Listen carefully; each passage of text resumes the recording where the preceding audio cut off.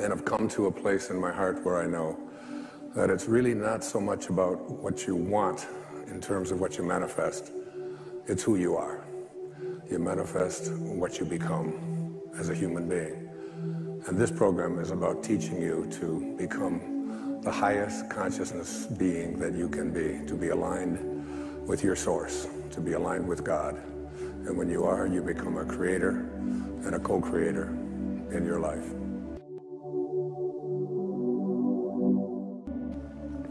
I'd like to open this program with a poetic offering from Samuel Taylor Coleridge, who wrote The Rime of the Ancient Mariner.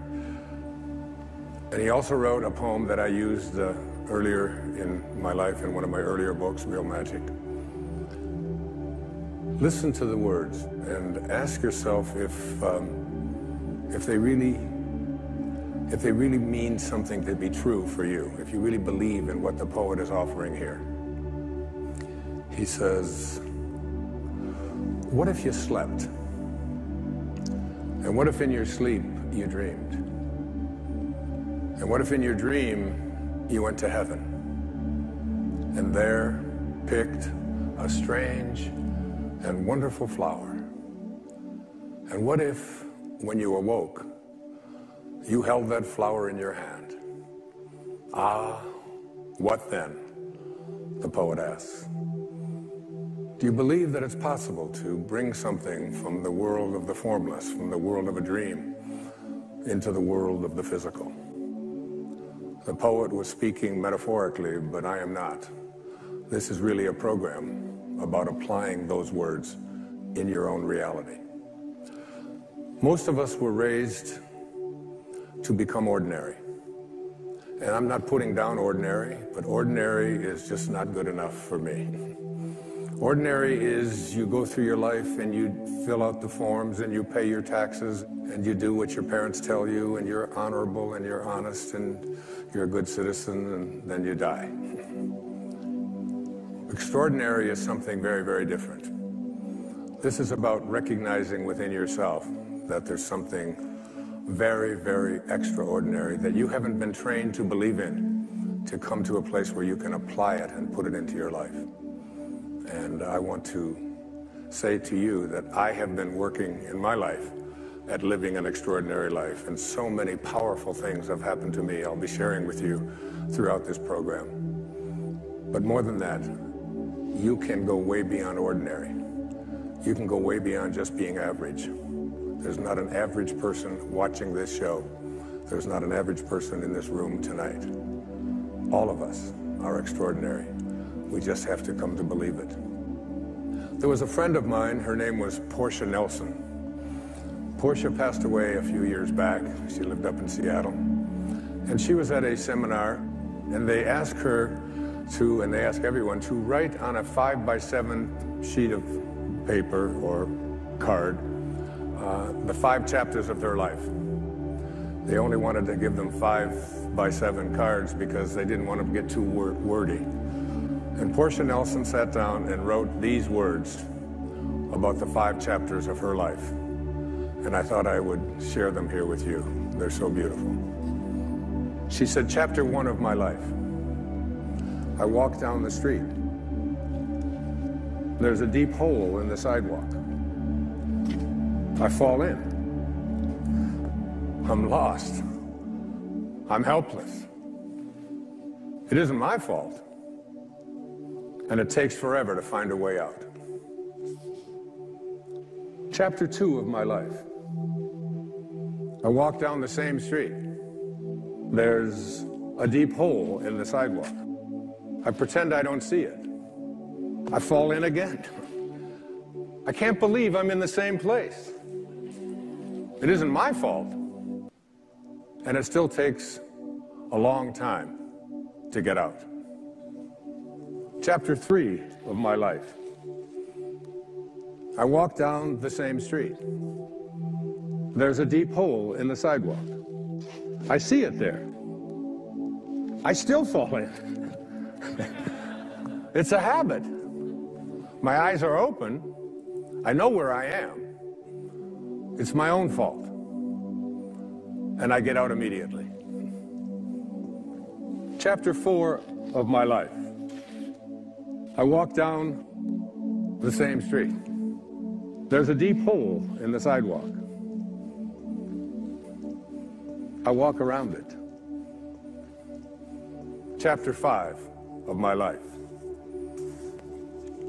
I walk down. Walking down another street means leaving behind ordinary. And when I use the word ordinary, it has deep and profound meanings to me. Ordinary just simply isn't enough. Ordinary is when you want to become average and to fit in. But to get to extraordinary, what you do is you have to consult the invisible place within yourself. And this is called your soul. And your soul, well, I jotted down a few words about the soul based on a lecture I heard from a great teacher of mine who lived in Bulgaria. He was an initiatic science teacher. And his lecture was very profound. And I wrote these words after listening to one of his recorded lectures. He said, the ideal of the soul, the thing it asks for, is neither knowledge, nor light, nor happiness. The ideal of the soul is space, immensity. The one thing your soul needs is to be free. Free to expand and reach out and to embrace the infinite. Yes, the ideal of the soul is infinity.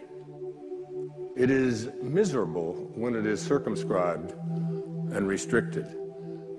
It is a fragment of the universal soul, which is infinite. That's what I speak about here in this program. The need to move beyond just fitting in. The need to move past being circumscribed. The soul does not like when you get fenced in, when it is told what to do, when it's told it has limitations, when it's told it can't become that. And so many of us go through our life with these enormous limitations that we've placed upon ourselves that have been handed to us from the time that we were little boys and little girls. If you look on the screen, you'll see something that is very important and powerful to me. I was swimming not too long ago up in Minneapolis. I went to see my daughter, Tracy, and up and down I would swim the pool, and every time I would look up, I would see this written on the wall. And I thought, as I was preparing to do this program, this is just so important and significant. If you would like to accomplish something, you must first expect it of yourself. And my question to you is, what do you expect of yourself? Do you expect to be able to perform miracles, to attract into your life the kind of prosperity that you are entitled to? Do you expect that you can manifest the kind of relationships that you would like? In order to be able to have these kinds of expectations for yourself, you have to make a dramatic change, a dramatic shift. You must change what's possible for you and what you believe is possible for you. But the question becomes, who am I?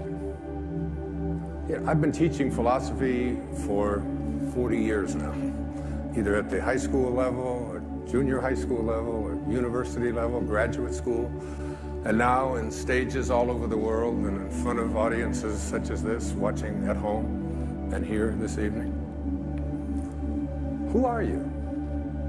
And what is real? My teacher in India, his name was Nisargadatta Maharaj. He was asked the question, Swami, what is real? Master, what is real? And his response was, that is real, which never changes. So what part of you is real by that definition? Who are you that never changes? So many of us believe that we are our bodies. I don't know about you, but this body that I'm in right now is changing all the time, very fast, as a matter of fact. In fact, I, Wayne Dyer, the I that is I, have been in many, many bodies since I incarnated for this first time here on this planet, right here, 71 years ago. And I have been in toddler bodies, baby bodies, teenage bodies, macho bodies, mustache bodies, endless bodies I have been in with my little ones and my 8 children. And the fact of it is that when you think about it, when I was in the 20-year-old body that I was in, I really thought it was real. Didn't you? I mean, even the body that you and all of you look at your body and think, well, let's see, I was in a 20-year-old body, and is it real? Was it real? Well, you believe that it was real, but I've been looking for that 20-year-old body for 50 years now. I can't find it. And the fact of it is, the body that you're in right now is not who you are, because it doesn't meet that fundamental definition of what is real. What is real is what never changes. The fact is that who you are keeps occupying new bodies every single moment that you are here on this planet. There was a great poet. Her name was Emily Dickinson. I feel like she must have been a sister, a soulmate of mine. She once had a poem. She said, holding up a handful of dust, she would reach down and say, this quiet dust was gentlemen and ladies and lads and girls, was laughter and ability and sighing and frocks and curls. This passive place, a summer's nimble mansion where bloom and bees fulfilled their oriental circuit, then ceased, like these. That's who all of us are if we identify ourselves with our body. The fact is that everything in this physical universe doesn't meet the definition of what is real. Who you are is that soul that I spoke about a few moments ago. That soul that says, I want to expand. I want to be free. I want to go to a place where I understand that who I am is birthless, deathless, changeless, and live from that place.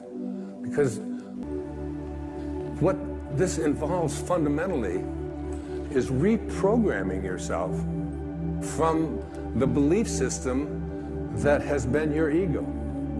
The part of us that has come to believe that who we are is what we have, and who we are is what we do. And who we are is what other people think of us, like our reputation. And who we are is separate from each other. And most egregiously, who we are is separate from God, from our source. And so we've been raised and taken out into the world and said, go out there and prove who you are by achieving, by accumulating, by getting other people to like you. I wrote a book and did a film not too long ago called The Shift. And in there I spoke about and used these words. The direction we take in life is far more important than the place that our ego parks us in this present moment. That who we are is this divine, infinite being that keeps occupying new bodies endlessly until we leave this body and then move on. And there is no beginning, there is no end, there is only now, each and every one of us.